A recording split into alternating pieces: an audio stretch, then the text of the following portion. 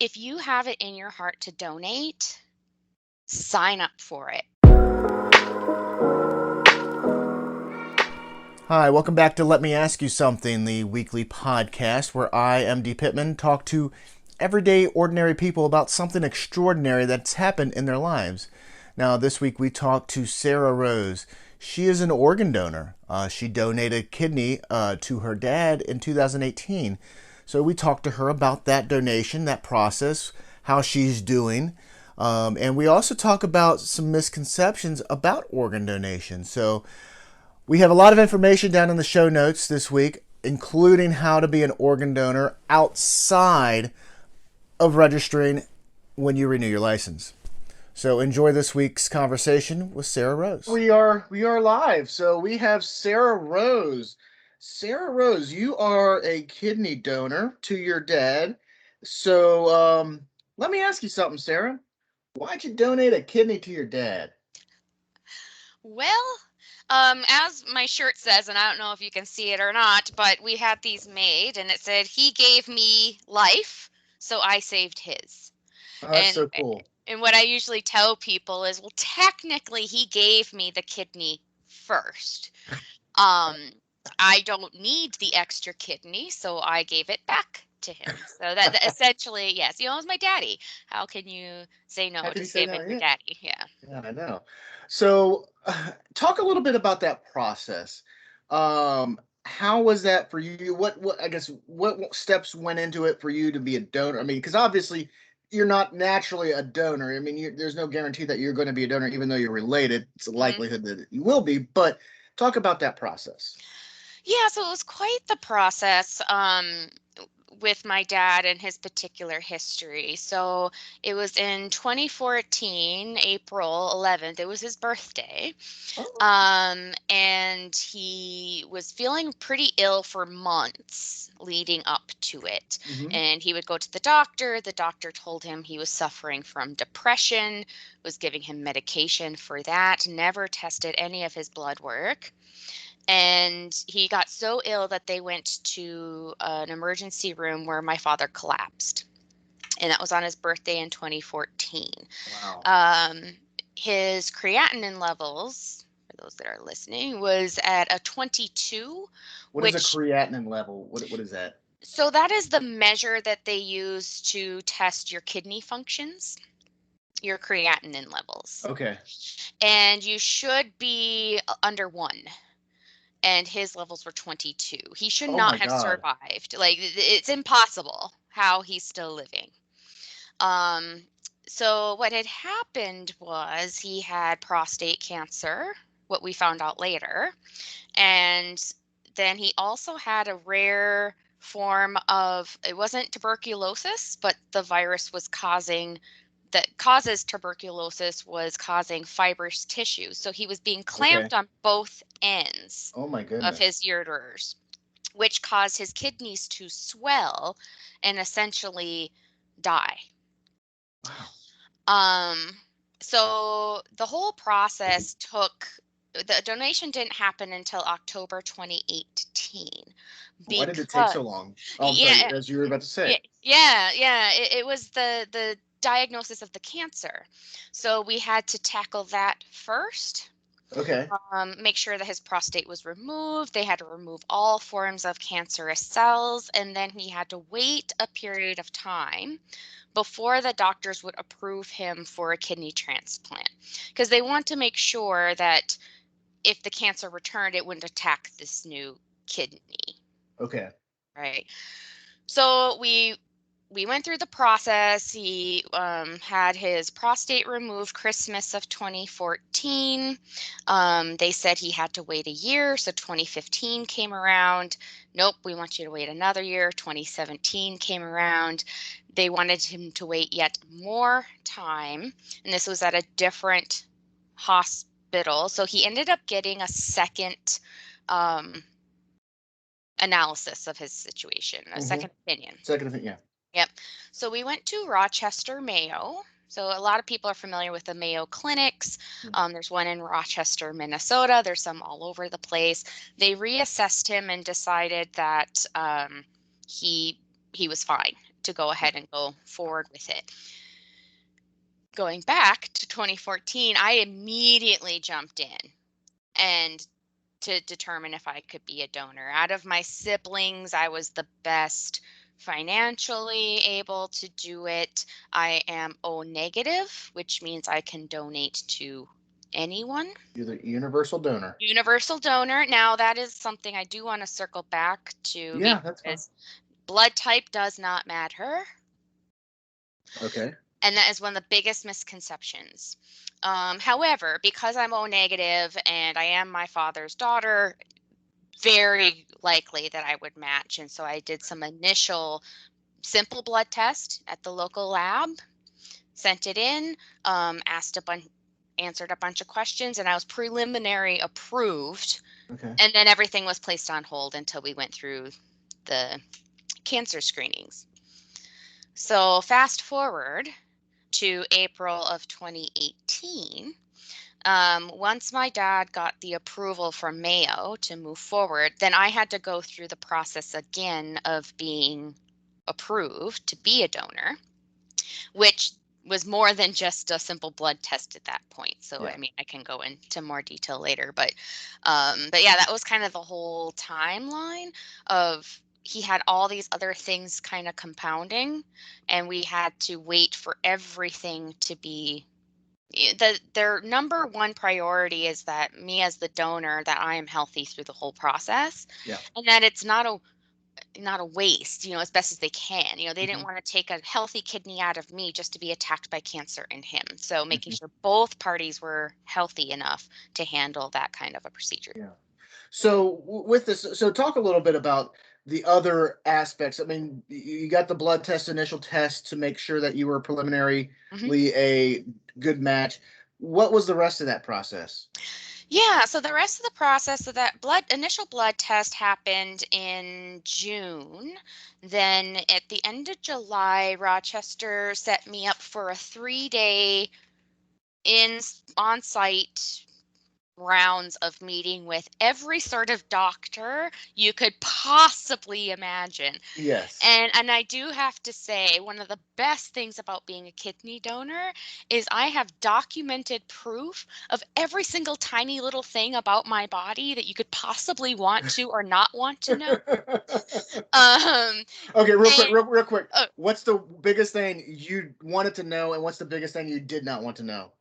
um, I actually didn't really have anything I didn't want to know, but it was quite comical. Most labs nowadays in hospitals have apps. Yeah. And at Mayo, they have a real time on site laboratory. So I would send in various tests and I would get a real time notification like minutes later of what they tested and what the results were. So my husband was sitting next to me and I would get these little beeps. And I'm like, oh, I don't have the syphilis. Oh, I haven't had cocaine. Oh, I haven't, and it was like, I don't have this thing, random disease I've never heard of. I'm sorry for the little sidebar, but I mean the tangent there, but I had to ask right there. Okay, so you were going through your process. Yeah. So the different types of tests that they require depends on who you are as a person. So, hey, it's Mental Health Awareness Month for May. So this is also a good time to bring it up. I suffer from anxiety and depression. So one of my requirements is I did have to speak with a therapist and a psychologist just to make sure mentally I was prepared for every sort of different scenario that could happen. Sure, the likelihood that everything is fantastic is great. But what if my dad rejected my kidney? How would I feel about that? What if when my father passes away? How will I feel about when my father passes away? Um, Taking an organ is no small feat. There is some forms of depression that you go through that I did go through. It is a loss. So they wanted to make sure I had enough resources, people I could talk to, support from my family, that mentally I was 100% healthy to be able to move forward with it. Not everyone has to go through that process, But but because of Mhm. your issues with mental health, they wanted to make sure you were a okay. Yeah, and I was very grateful for that process. I've been, you know, I'm pretty much an expert in mental health too, as it is. So I have plenty of resources, and I knew what I was getting into. But I did have hard days, and Mhm. so they want to make sure. Medically, a lot of blood drawn. A lot of blood draws, and I do not like my blood being drawn historically. But after a while, you got so used to it Yeah. that it really wasn't that big of a deal anymore. So then Okay. they test all the things. Like I said, you'll find out what diseases you have and don't have. Um, then they do everything from like an EKG, MRIs, CAT scans. I have full 3D images of the central part of my body. I know exactly what all of my nerves, arteries, bone structures, everything, what it looks like from the inside out. Wow. I Um, don't think I would want to know that. It's really cool if you're really in, like, I'm really sciencey, I'm a real geek. They asked us if we wanted to watch a video of the procedure. I was the only one in the room that raised my hand. I thought it was fascinating. Um, Sidebar on that real quick. yep. I had LASIK eye surgery when I was, what, 25, 26 years old. And they gave me a video of my LASIK surgery. So that was, so sorry. Yep. Sorry. It's another sidebar. No, and sidebar from that, if you ever do decide to go through the kidney donation process, be vigilant and be a pest, but they will take pictures. Some places will take video. So if that is important to you, ask, ask, ask. I asked for pictures. Mhm. Um, it They did take pictures. It took us a couple months to find the pictures because the picture that I ended up getting was once it was placed in my father's body. Mhm. And so it was in my father's chart, not my chart. So it Okay. did take them a little bit to find it because they kept looking under me. Oh. But yeah, I do have an actual picture of my kidney being placed into my father, which is absolutely fabulous. But All um right. So sorry for yeah, the yeah. second tangent there. Other things that they tested. My they You have a 24-hour urine test. So they give you a little buddy. It's like an orange container this big that you carry around with you forever. Like Well, this big, like okay, like s- huge. like a foot. Is that a foot? 8 inches? Okay. It's a big jug. Okay. And you need to use it every time you go to the bathroom. For 24 hours. And you save all of that? Yes, you save all Oh, of it. oh my God. Hmm. Now, don't make the mistake I did. I filled it and documented the time I filled it and turned it in. I did not wait 24 hours. I should have gotten another jug. So guess who Oh. got to do it twice? Yes. Now All right. that's Yeah, that was not the worst. But the worst thing I do have to say, and it's not even that bad, was I had a blood pressure machine hooked up to me for 24 hours as well. Okay. So every 10 minutes, you had to stop whatever you were doing, and it would burp, burp, burp, Hmm. squeeze and check and then it would read it to a little device that you carried on you. Imagine me in downtown Rochester walking to go get something to eat in the middle of the intersection and the thing starts going off and it wants you to stop right where you're at. So of course, no, I cross the road, but so little things like standing in line at the subway, Yeah. it goes off. I can't move down the line. I have to stand perfectly still.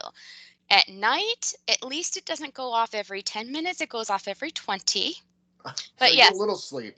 while you're sleeping, it goes off. So, yeah, that was probably the worst Yeah. thing, but other than that, yeah, it was I know every single little thing about me that going forward in my life, that it's a tremendous baseline for anything else I might deal with later on.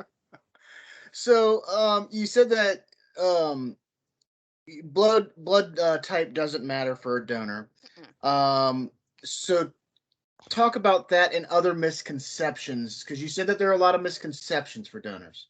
Yeah, the biggest misconception is if I wanted to donate to you, like let's say you needed a kidney and you say, I need an A positive donor. Well, and I'm like, gosh, I really want to donate, but I'm not A positive. I can't donate to you. Mhm. I might be able to, they do kidney chains, very common. I might be able to donate to somebody else And then they can and donate to they you. donate to you. So let's say we have Michael and Sarah Rose, and then we have Joe and Mary. We could flop, right? Joe wants Yeah. Mary to get a kidney. I Yeah. match Mary. I want Yeah. you to get a kidney, but Joe matches you. Yeah. So we do a paired exchange. My kidney Okay. goes into a stranger, his kidney goes into a stranger, but our But loved everybody ones still wins. get it's a kidney. Yeah. So my biggest thing when I see people say I need an A positive donor, I need O neg, or I need this or that, if you have it in your heart to donate, sign up for it because you might be able to be a part of a magical chain that not only saves one person, but could save 7, 10, 12 people in a chain um, for that kidney donation. All right. So, what other misconceptions are there? Can I drink? Yes, I can drink. It But in is, but in moderation, right? well, of course, yes, that Because is, you're down to one kidney if you're a donor. but basically it's kind of like what so I went through a nutritionist too. That was one of the meetings I had to do. And my life is no different with one kidney than Mhm. with two.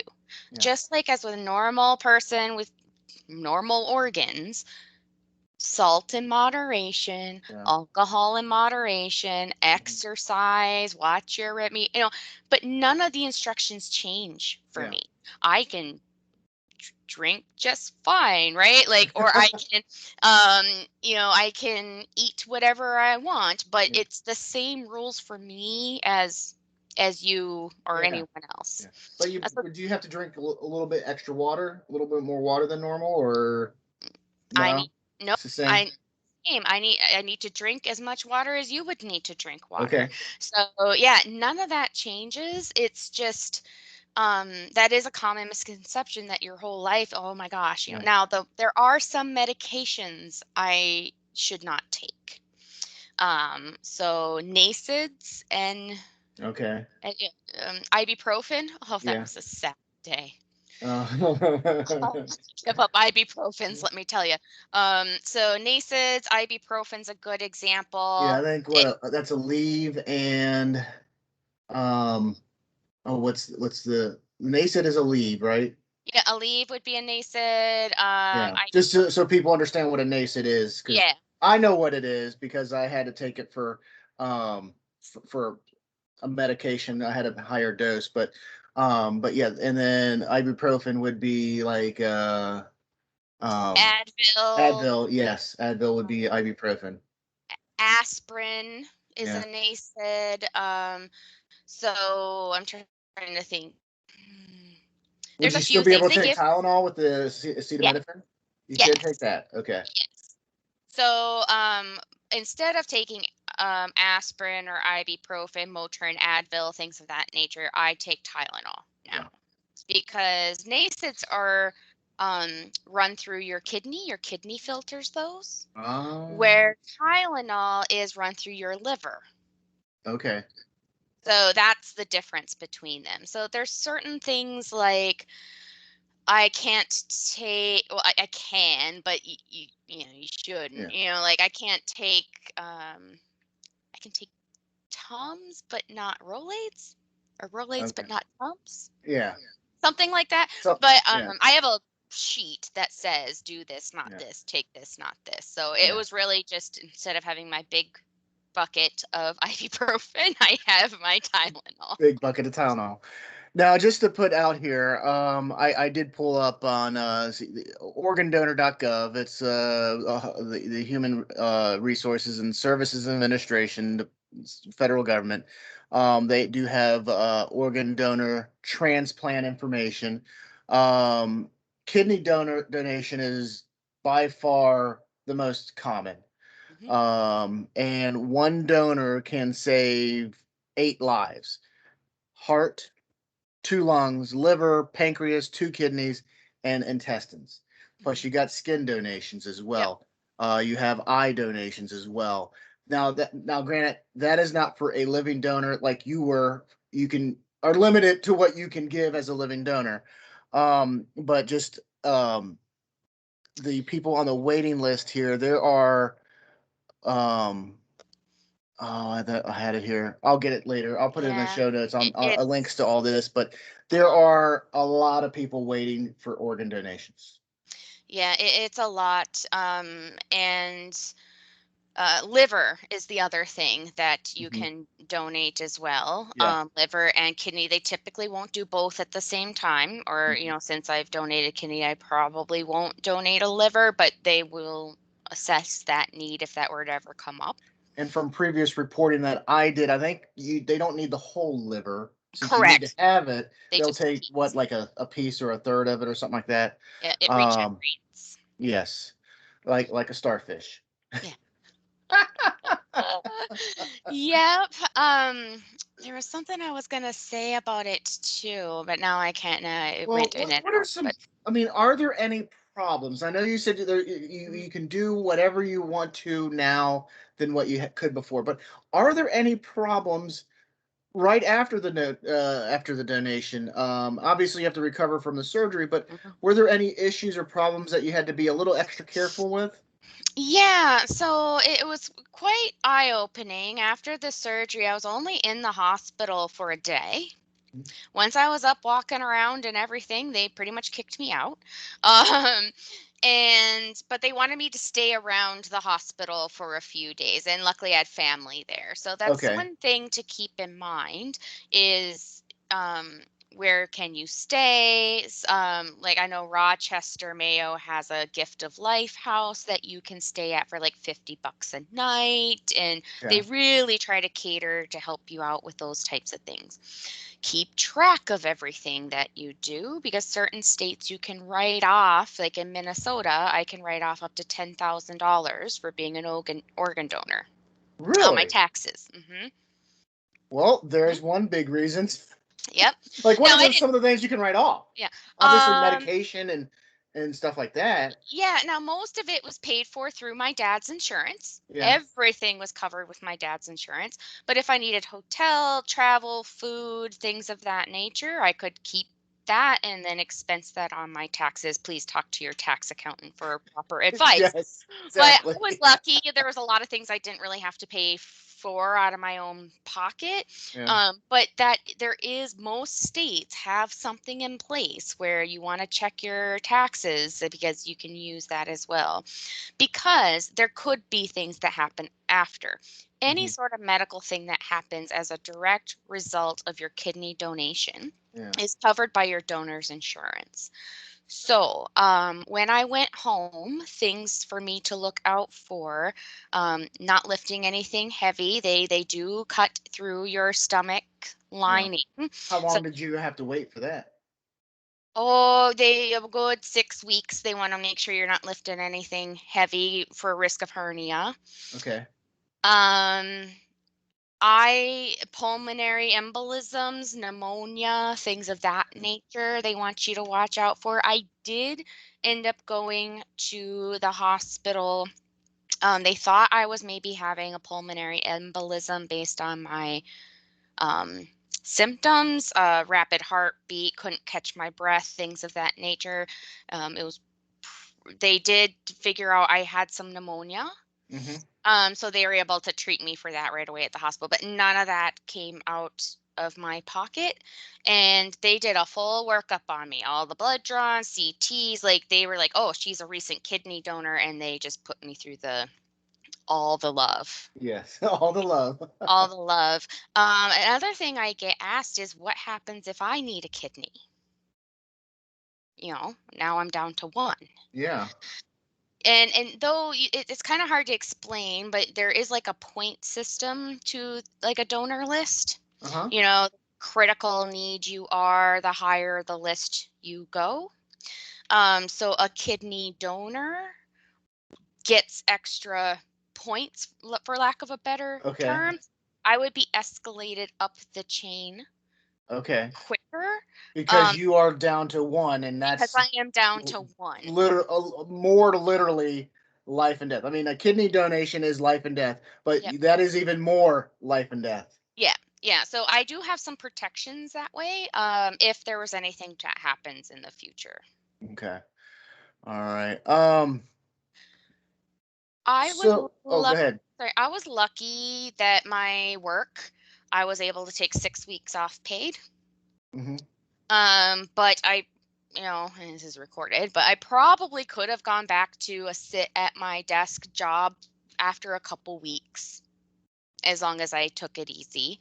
Okay. But I really wanted to make sure I rested, and I had that opportunity, so I took that time Yeah. off to really just rest and recuperate and focus on my mental health and focus on my dad.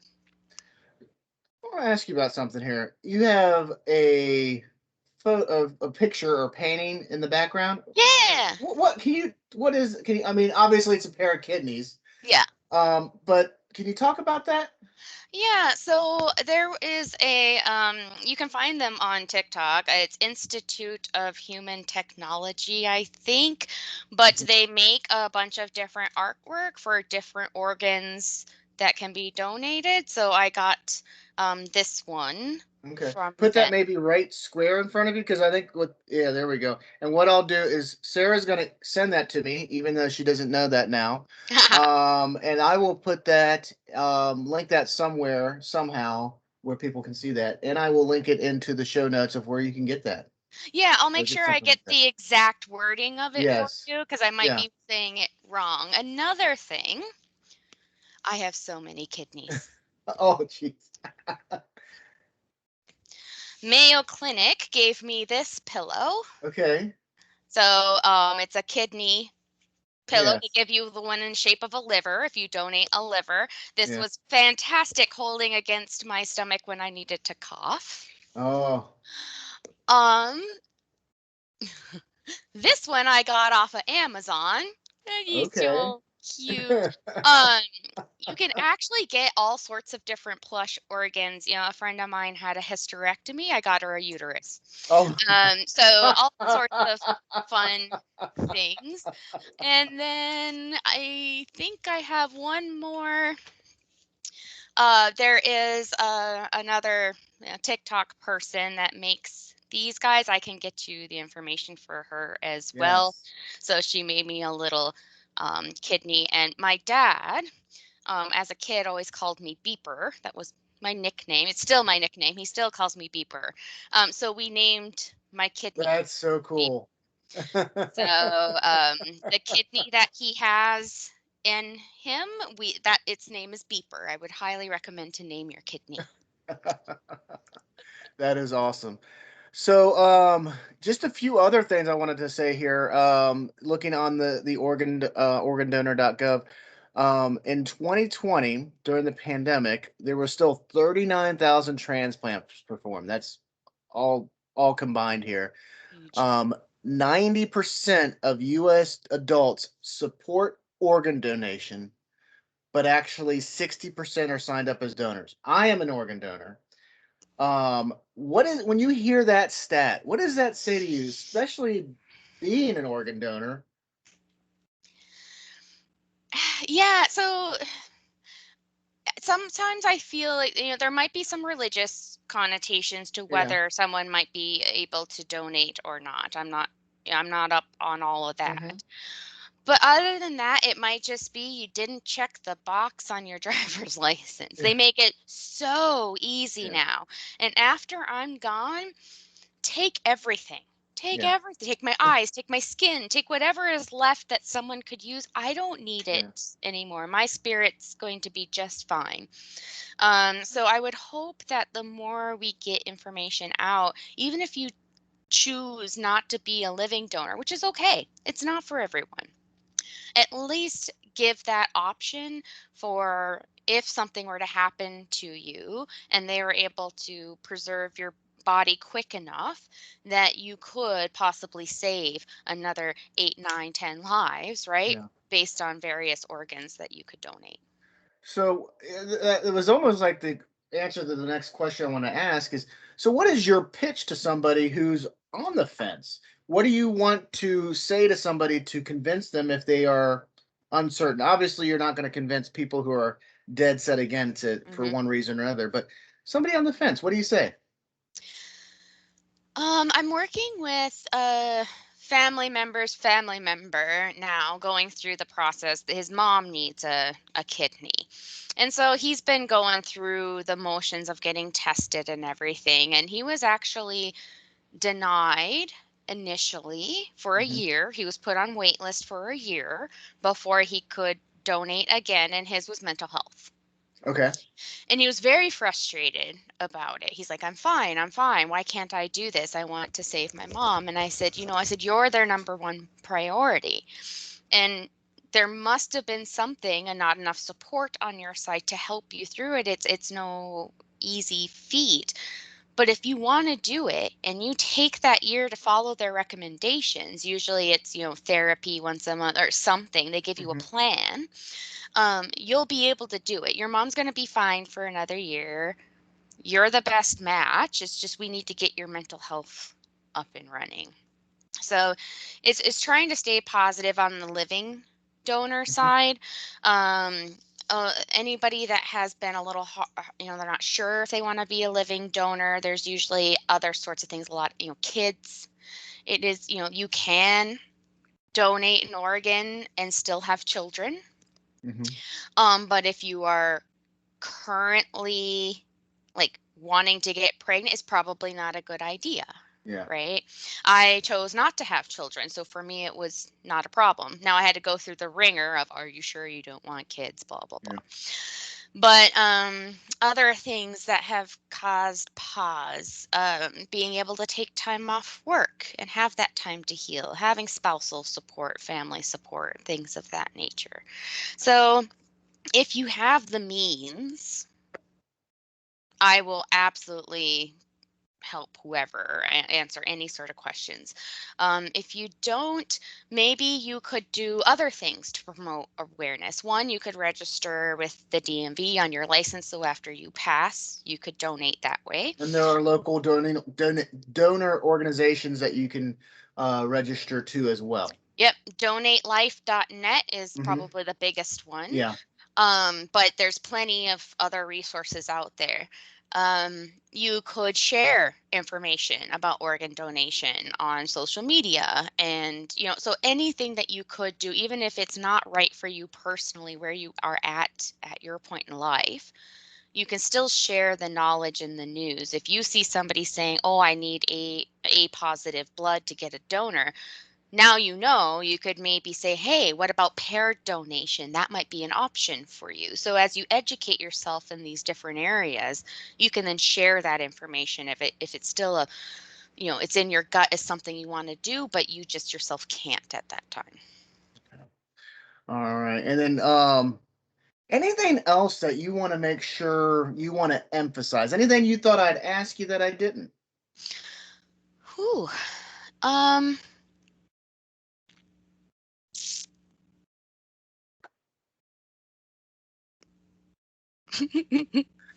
trying Dead to air is not good for a podcast there, I Sarah Rose. know. I'm so sorry. Cut that out. Cut that out. Yeah, I don't know. The biggest things really that I hear, how do you get support? How does this whole process work? What can and can't you do? One of my biggest things that helped me was, at the time I was still on Facebook. There's other social media programs you could join, where there's groups out there, support groups to help you through it. The Rochester Mayo gave me a lot of support groups. I Mhm. spoke with people that went through the process themselves. And then I signed up to also be one of those people. So the Donate Life team could give my information to somebody else that was also thinking about doing it as well. So like there's resources out there and people you can talk to help you through the whole process. You are never alone. And the detail that they go through, um they would not approve me if they didn't think my body could handle it. Yeah. And My dad was in the hospital. His color changed instantly. That man looked like a homeless man with gray ashen skin, long hair that was scraggly. He could barely get around. And right after surgery, he was plump. He had good color. We Yeah. cut his hair. Um, and he it was 180, and he was only in the hospital less than a week after the Wow. donation. He healed amazing, and he's still just chugging along just great. His numbers now, when we test, because they still test my blood, I had to go through multiple checkups.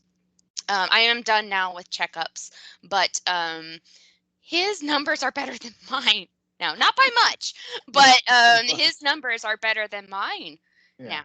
Technically, I will be considered somebody with kidney disease with one Yes. kidney, but my kidney functions are up to over 80% with just one kidney. That's fantastic. They don't consider you having kidney failure until if you have two kidneys and they're at 60%. I have one kidney at 80% on its Okay. own. Yeah. Both my kidneys were functioning at 125% capacity. Oh wow. So I was Super like, kidneys. yeah, super kidneys. And my one remaining one, super kidney still. So yeah, I don't know. It's more of the research it. If you can't do it Hmm. yourself, promote it. I am the best case scenario. Talk to people that didn't have a best case scenario. It's rare, but it Yeah. happens. And make sure mentally you're also healthy. Yeah. Go through the process. All right. And then I was looking up a bunch of other data that I'll make sure they're in the show notes, is like how many year to date transplants there are, which is on pace for what the last couple years have been. So they're on pace to be around 39,000 plus total Hmm. transplants. So Sarah Rose, thank you very much for being on. I appreciate it. Any final thoughts? No, just I hope you read the different resources we're gonna put up for you, and if you I don't know, have any comments or questions, I'm sure you pass them on to me, and I could help out anyway. All right. Well, great. Well, thank you very much, Sarah Rose. Thank you for being on. Yeah, thank you.